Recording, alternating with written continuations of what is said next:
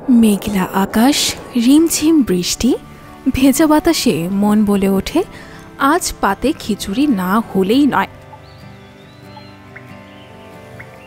চটজলদি ঘরে থাকা চাল ডাল মিশিয়ে জমজমাট খিচুড়ি রান্নার আয়োজন চলে।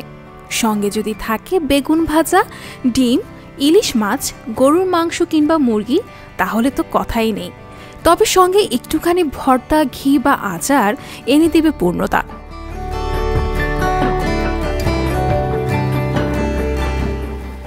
বৃষ্টি এলেই বাঙালির মন খিচুড়ির জন্য যেন আনচান করতে থাকে।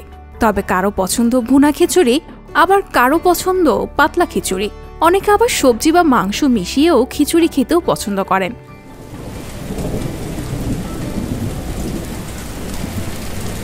কিন্তু কথা হচ্ছে, এমনটা কেন হয়? বৃষ্টি হলেই কেন বাঙালির মন খিচুড়ি খেতে ইচ্ছে করে? রন্ধন ইতিহাসবিদদের থেকে জানা যায়, খিচুড়ি মূলত বাউলদের খাবার ছিল। বাউলরা পথে ঘাটে এপাড়া ওপাড়া ঘুরে গান শোনাতেন। বিনিময়ে গ্রামবাসীর কাছ থেকে পেতেন চাল আর ডাল। সহজে রান্না করার জন্য এই চাল আর ডাল একসঙ্গে মিশিয়ে রাখতেন তারা। পরবর্তী সময়ে যা খিচুড়ি নামে পরিচিতি পায়। আবার খিচুড়ির আরেক ইতিহাস আছে। গ্রামাঞ্চলে আগে বর্ষার সময় চারপাশ পানিতে ভরে যেত। অথই জল, কাদামাটি পাড়ি দিয়ে দূরের বাজারে যাওয়া কষ্টকর ছিল। বাজার যেহেতু করা সম্ভব হতো না, তাই ঘরে থাকা শুকনো চাল আর ডালই ছিল গৃহিণীদের ভরসা। তার উপর বৃষ্টির কারণে উনুনে আগুন ধরানোও ছিল কষ্টকর, তাই সব মিলিয়ে চাল ডালের খিচুড়ি রান্না করতেন তারা।